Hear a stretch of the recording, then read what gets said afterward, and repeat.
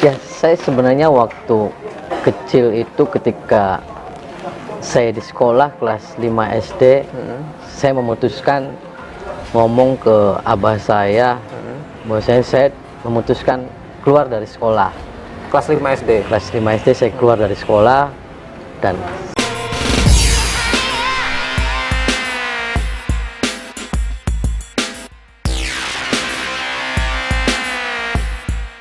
YouTube-nya. Kang Ujang kan mungkin tidak akan langsung terkenal ketika orang tidak tahu sosok Kang Ujang Bustami kan ketika bikin YouTube. Misalnya saya bikin YouTube nih, pasti subscriber 100 gitu ya, atau 50 gitu, karena kan siapa sih gitu kan. Nah, tapi ini kan terkenal karena sosok Kang Ujang yang memang sudah sangat kuat gitu di sebagai seorang pribadi dan sebagai seorang tokoh. Nah, mungkin bisa cerita nih Kang, dari kecil itu sebenarnya cita-citanya apa sih sebenarnya waktu kecil? Apa memang udah kepikiran saya mau jadi YouTuber gitu waktu kecil gitu? Apa sebenarnya yang waktu kecil tuh? ya, saya sebenarnya waktu kecil itu ketika saya di sekolah kelas 5 SD, saya memutuskan ngomong ke abah saya, bahwasanya saya memutuskan keluar dari sekolah. Kelas 5 SD. Kelas 5 SD saya keluar dari sekolah dan saya waktu itu sempat dimarahin juga sama orang tua saya, ngapain kamu nggak sekolah. Terus saya akhirnya maksa dan akhirnya orang tua pun merestui dan saya waktu itu putuskan untuk langsung di pesantren. Di pesantren Salaf, dan saya dari tahun 93 terus sampai 2004 saya di pesantren Salaf. Jadi Tapi Kang Ujang, mohon dipotong dulu, mohon maaf ya. Lahir di sini langsung lahir di Cirebon. Di Cirebon. Saya lahir tanggal 9 bulan Februari tahun 82. Dan waktu itu saya sebenarnya tidak ada cita-cita untuk menjadi praktisi. Waktu itu di pesantren saya emang sudah terbiasa sih, kalau di Salaf itu kan yang namanya puasa tirakat sudah tidak aneh lah. Pondok Salaf. Dan orang tua saya pun seorang praktisi lah. Praktisi, dan kakek saya juga praktisi, dan buyut saya juga praktisi, dan semuanya praktisi. Dan waktu itu saya emang tidak tertarik di dunia praktisi karena ngelihat sosok orang tua saya saja, baru melihatnya aja saya kalau pulang dari pesantren itu kasihan. Ini capeknya gimana gitu ngurusin orang siang dan malam. Kayak saya putuskan waktu itu saya mau menjadi kori internasional cita-citanya. Jadi cita-citanya itu mau jadi kori. Bahkan saya sampai belajar kemana-mana nyari guru untuk bisa kori, sampai saya ikut perlombaan dari mulai juara tingkat desa, tingkat kecamatan. Oh, pernah berarti itu dulu? Pernah. MTQ pernah? Pernah. Oh, Dan pernah. yang terakhir saya pernah menjuarai Qiraat Sab'ah, juara 3 tingkat dewasa di Kabupaten Brebes. Itu tahun 2002. Itu sambil menghafalkan Al-Quran, karena dari situ saya cita-citanya dari pesantren itu pengen langsung kuliah dulu ke Al-Azhar di Mesir, Kairo. Waktu itu saya persiapan beberapa juz untuk melakukan tes ke Timur Tengah.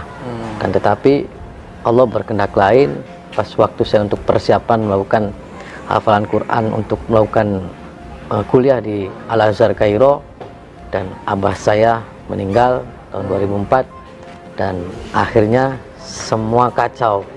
Dari mulai pengen kori, pengen kuliah, semua hilang kabeh. Karena selama ini yang membiayai saya adalah abah saya, karena ibu saya sendiri kan di rumah saja. Jadi saya sudah blank, dan saya putuskan 2004 keluar dari pesantren. Waktu itu belum selesai semua. Keluar, dan saya putuskan meneruskan abah saya, dan sampai sekarang. Dan saya pun masih ya gimana ya, emang dari dulunya nggak pengen seperti ini, tapi Allah berkehendak lain. Nah, ini kita mulai masuk waktu Kang Ujang kan begitu, itu mulai kan tidak tiba-tiba menjadi katakanlah terkenal gitu. Nah, itu awal prosesnya gimana tuh Kang? Bisa ada di TV, bisa apa gitu? Ya awalnya seperti itu kan, yang penting kita berani dulu, dan juga pikiran kita yang harus kita pakai. Kita harus punya tujuan, dan kita harus punya prinsip.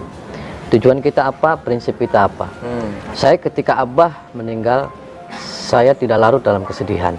Oke. Saya tidak menyesali dan saya tidak apa terus nangis. Jadi saya mencoba melangkah, saya harus seperti ini dan saya harus membanggakan abah saya dan saya harus melanjutkan cita-cita abah saya dengan kemampuan saya, dan saya yakin abah selalu mendoakan saya dan abah selalu mengawasi saya, karena jasad saja yang meninggal akan, tetapi ruh pasti tidak akan pernah meninggal. Karena masih riskan. Saya pernah ketemu salah satu guru saya di Gerobogan, yaitu Allahumma yarham Pak Yai Ishak Al-Hafiz. Saya menghadap ke beliau. Beliau mengatakan, seumuran kamu itu 22, kalau dalam ilmu hikmah itu belum mumpuni. Akan tetapi saya jamin, karena turunan itu lebih kuat. Jadi lanjutkan dan jalankan, bismillah. Waktu itu saya disemangatin sama guru saya dan saya lanjut. Setelah saya lanjut di rumah, waktu itu juga sempat off di rumah itu karena nggak ada tamu. Karena saya keliling dulu berapa bulan, 2 bulan, menemui kiai-kiai sepuh dan menemui guru-guru saya untuk meminta doa restu. Setelah itu ada doa restu, saya baru melanjutkan di rumah istiqomah. Bahkan saya beberapa tahun itu merasakan tidak punya apa-apa, tidak punya uang seperak pun. Sampai saya juga pernah jualan kelontongan. Jualan kelontongan. Di sini, di sini. Iya, di Sinarancang. Sampai saya juga jualan sarung, jualan minyak wangi, apa saja yang penting. Saya yakin Allah tidak mungkin ngasih ujian dan kita tidak mampu. Jadi saya terus dilalui masa-masa sulit itu, saya lalui dengan pikiran yang jernih, dengan melakukan rasional, tidak melakukan emosional. Terus salah satu tayangan TV di TV swasta untuk ada salah satu tayangan lah, dan saya dikontrak. Inilah heboh lah itu ya. Nah, waktu itu mulai saya melewati masa-masa sulit itu. Ini kenapa kok milihnya anti galau gitu? Kenapa, Kang? Karena orang yang kebanyakan datang dari mulai tahun 2004 saya nerusin abah, kebanyakan orangnya galau semua. Galau ketika orang yang datang ke saya banyaknya orang-orang yang lagi susah. Nggak ada orang yang seneng datang, jarang. Pasti kebanyakan saya lagi sakit, saya lagi pusing, saya hancur. Jadi wah, ya udah saya namakan anti galau saja. Lihatnya Kang Ujang ini ya, kenal enak gitu. Subscribernya 4 juta ya kalau nggak salah. 4,2 juta. Ini harus diralat nih. Dulu kita bikin berita ya dulu. Kang Ujang Ustadz 1 juta subscriber. Nah sekarang julukannya harus dirubah karena udah 4 juta. Jadi karena udah lebih dari 4 juta. Kang, cerita sih awalnya gitu terjun ke YouTube itu gimana? Saya waktu itu pas awal-awal lockdown ya. Iya. Saya sebenarnya kesibukan saya lebih ke arah travel umroh. Saya dengan jamaah-jamaah saya sendiri untuk melakukan ibadah umroh. Dan saya sudah hampir 6 tahun saya mengecimpungi dunia traveling umroh. Nah, waktu itu saya mau berangkat 2 bus beserta jamaah rombongan. Hari Sabtu saya terbang, hari Kamis di off lockdown, karena lockdown kan di Arab Saudi ya. Itu Maret kan, waktu Maret. Akhirnya wah, saya stres ketika lockdown di sini tutup semua sama saya. Siapapun nggak ada yang boleh masuk. Karena emang saya tutup total itu. Waktu itu awal Maret, saya sekitar tanggal 10-an lah, 10-11, saya stres nih di rumah, lockdown, nggak ada apa-apa. Akhirnya saya pilih bikin konten aja lah, ngikutin orang. Itu ada yang ngomongin, Kang, bikin konten itu, atau memang langsung pikir sendiri? Nggak ada, pikiran sendiri karena saking stres saya di rumah, makan tidur, alah, nggak ada kerjaan. Akhirnya saya Maret itu bikin video-video pendek tentang pengijazahan, tentang apa, terus video-video saya dulu diunggah karena saya ngejar 1000 subscribe dan bagaimana saya bisa live streaming. Cuman 1000 waktu itu yang dipikir. Live streamingnya kan harus 4000 jam. Saya sampai pengen 1000 subscribe dan 4000 jam, itu saya sampai beli HP 21 HP. 21 HP untuk nontonin video-video saya sendiri agar bagaimana saya ngejar 4000 jam. Saya tiap malam itu nggak tidur, pencetin video sendiri biar banyak sih jam tayangnya.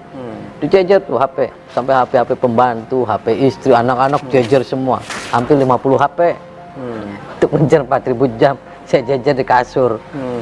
waktu itu berhasil kan, bisa live. Ketika live langsung ces. Karena saya kalau nggak live, saya kalah dengan, kalau editing kita kalah dengan youtuber-youtuber di Jakarta. Karena mereka lebih canggih lah alatnya. Saya kalau editing lokal ditontonnya nggak.